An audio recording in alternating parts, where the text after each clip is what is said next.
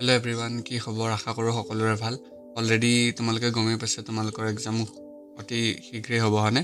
চ' এই 5 days 6 days যিমান আছে তোমালোকে কেনেদৰে ভালদৰে ইউটিলাইজ কৰিব পাৰা তোমালোকৰ প্ৰতিটো ছাবজেক্টৰ প্ৰতি।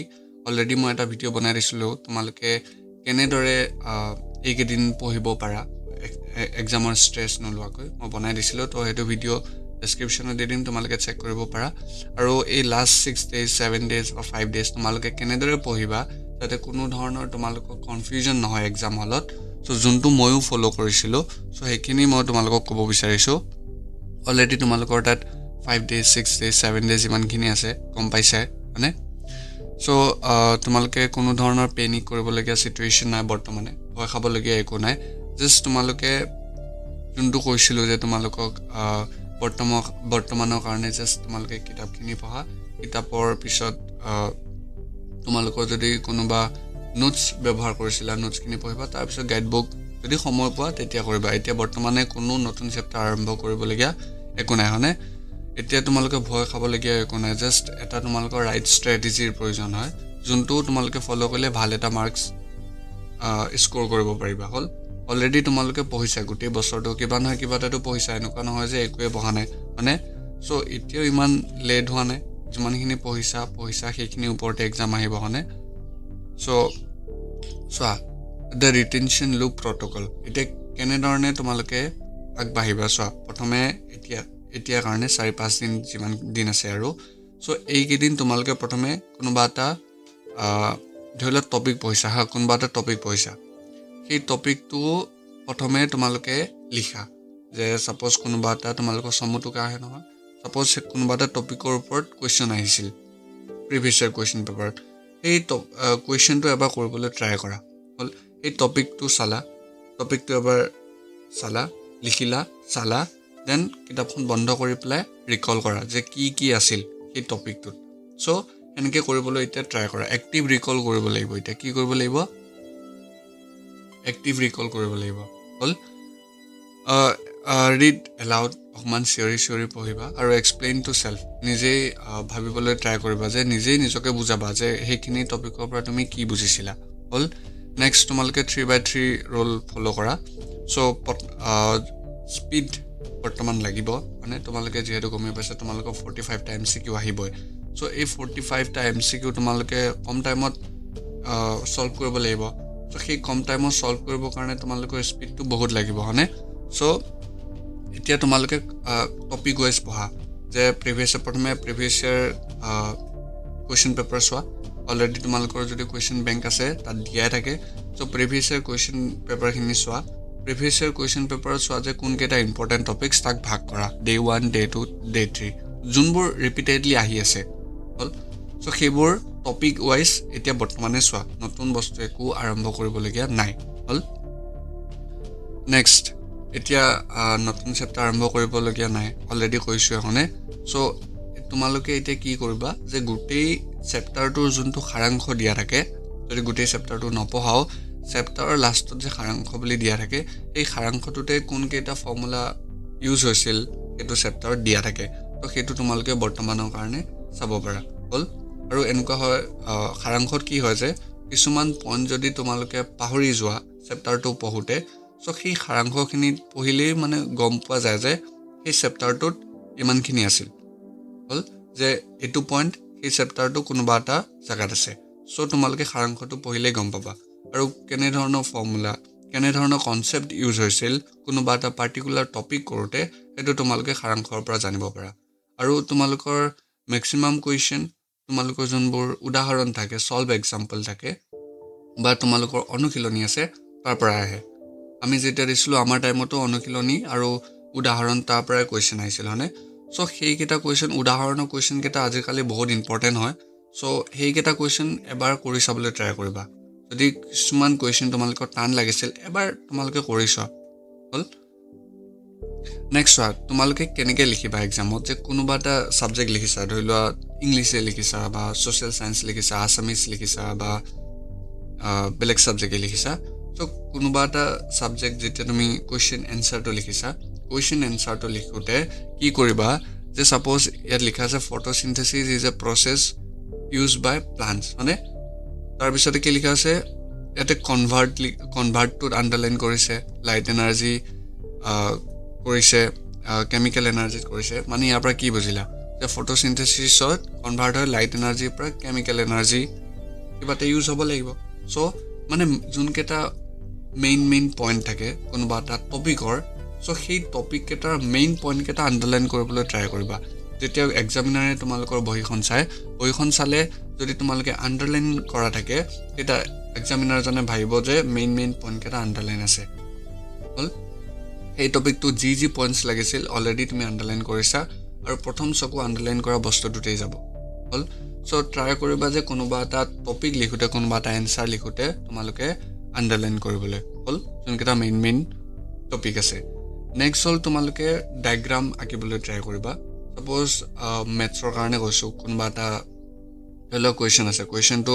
তোমালোকে ছাপ'জ কিতাপত দিয়া নাই মানে কুৱেশ্যনটো দিয়া নাই যে ডায়েগ্ৰামটো আঁকিব লাগে হ'ল কিন্তু তুমি নিজেই কি বুজিছা সেই হিচাপে এনচাৰ কপিখনত ডায়েগ্ৰামটো আঁকি ল'বা আৰু ডায়েগ্ৰামটো আঁকি ল'লে তোমাৰ নিজৰ কাৰণেই সুবিধা হ'ব কুৱেশ্যনটো ছল্ভ কৰিবৰ কাৰণে আৰু টিচাৰজনে চায়ো ভাল পাব হ'ল চ' ডায়েগ্ৰাম অঁকাটো নেচেচেৰী হয় মনত ৰাখিবা হ'ল যেতিয়া তোমালোকে মেথছ বা এডভান্স মেথছ বা তোমালোকৰ ছায়েন্সৰ কুৱেশ্যনখিনি ছল্ভ কৰি আছা কিছুমান নিউমেৰিকেল কুৱেশ্যন হয়নে চ' যেতিয়া তোমালোকে ছল্ভ কৰি আছা চ' ছল্ভ কৰি থাকোঁতে মন কৰিবা যে তোমালোকে ষ্টেপ ৱাইজ যাতে কুৱেশ্যনটো কৰা আৰু ষ্টেপ ৱাইজ মাৰ্কিঙো থাকে তোমালোকে অলৰেডি জানাই চ' কি কৰিবা যে কোনোবা এটা কুৱেশ্যন ধৰিলা কৰি আছা মেথছৰ কাৰণে প্ৰথমে তাৰ ফৰ্মুলাটো লিখিবা হ'ল ফৰ্মুলাটো লিখাৰ পিছত তোমালোকে তাৰ যদি ভেলু উলিয়াব দিছিল ধুনীয়াকৈ উলিয়াবা এটা লাইন লাগিলে দীঘলেই হওক কিন্তু ধুনীয়াকৈ উলিয়াই থৈ আহিবা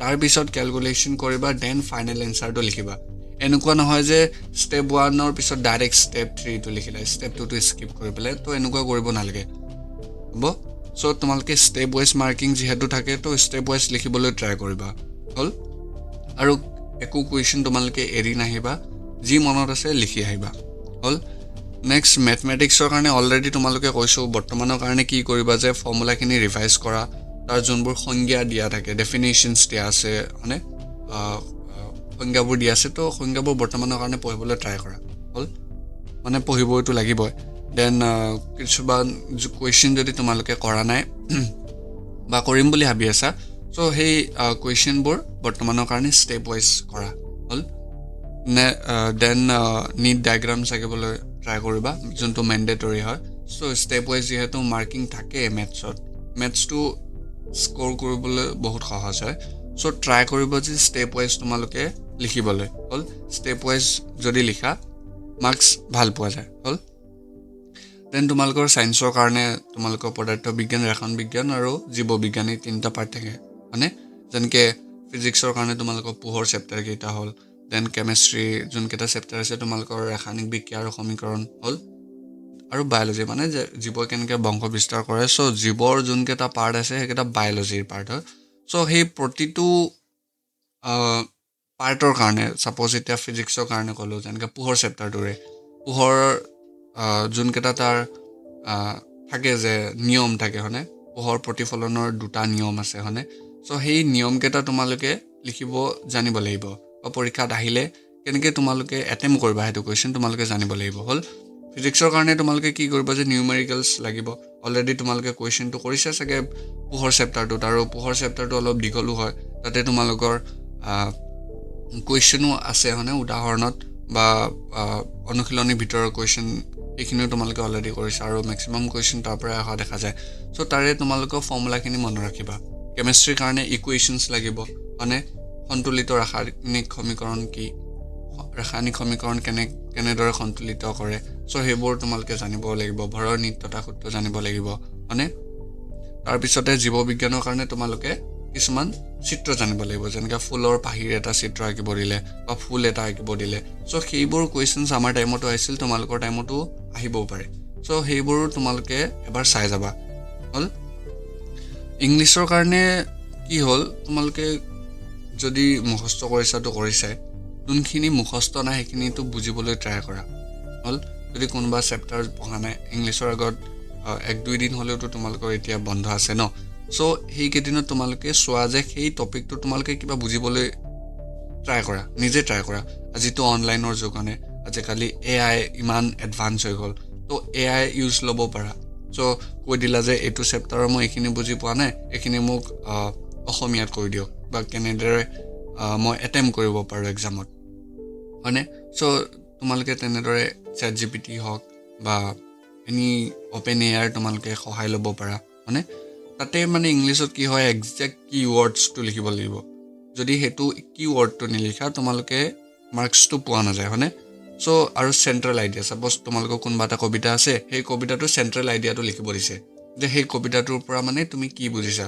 তো এটলিষ্ট কিবা এটাতো নিজে লিখিব জানিব লাগিব, হয়নে নহয়? এনেকুৱা নহয় যে চব বস্তু তুমি মুখস্থ কৰি লিখিবা, হ'ল। এণ্ড গ্ৰামাৰটো তোমালোকে জানাই বহুত ইজি হয়। তো গ্ৰামাৰখিনি তোমালোকে ভালদৰে চাবা। চ' মাৰ্কছ স্ক'ৰ কৰাত বেছি ভাল আৰু গ্ৰামাৰখিনি, অ'কে।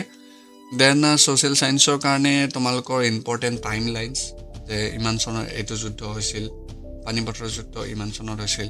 চ' সেইবোৰ তোমালোকে বৰ্তমান চোৱা, কোনবোৰ ইম্পৰ্টেণ্ট ডেটছ, ইম্পৰ্টেণ্ট যুদ্ধ আছিল তোমালোকৰ, হয়নে? Important battles.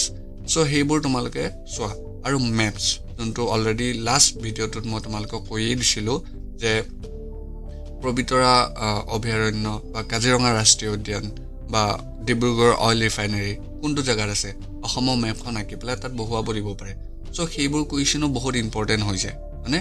চ' তোমালোকে মেপছ আৰু তাৰ লোকেশ্যনখিনি একচুৱেলি তোমালোকে যোনবোৰ প্ৰিভিয়াছ ইয়েৰ কুৱেশ্যন যদি কৰিছা, প্ৰিভিয়াছ ইয়েৰ কুৱেশ্যন কৰোঁতে যিমানখিনি তোমালোকে লোকেশ্যন পাইছা সেইখিনি কৰিলে যথেষ্ট হয়, হ'ল। আৰু অলৰেডিটো কৰিছাই তোমালোকে। দেন আৰু ট্ৰাই কৰিবা যে ছ'চিয়েল ছায়েন্সেই হওক বা বেলেগ ছাবজেক্টতেই হওক বা ছায়েন্সতেই হওক, চ' কোনোবা এটা এনচাৰ লিখোঁতে ট্ৰাই কৰিবা যে পইণ্ট ৱাইজ লিখিবলৈ। পেৰেগ্ৰাফ লিখিলে কি হয় যে এইখিনিৰ পিছত বহুত দীঘল হৈ যায়গৈ, হয়নে? পেৰেগ্ৰাফটো কিমানখিনি এড কৰিবা। চ' পইণ্ট ৱাইজ যদি লিখা, পইণ্ট টু পইণ্ট লিখিলা, চ' তাতে মানে ছাপ'জ 5 নম্বৰ দিছে, 6-7টা পইণ্ট লিখি থৈ আহিলা, বাছ এনাফ। ৰাদাৰ দেন তুমি ইমান সবা পেৰেগ্ৰাফ লিখিছা, 2-3টা পেজ লিখিছা, চ' পইণ্ট ৱাইজ লিখা, মেইন পইণ্টকেইটা লিখা, বাছ ইমানেই জানিব লাগে, হ'ল।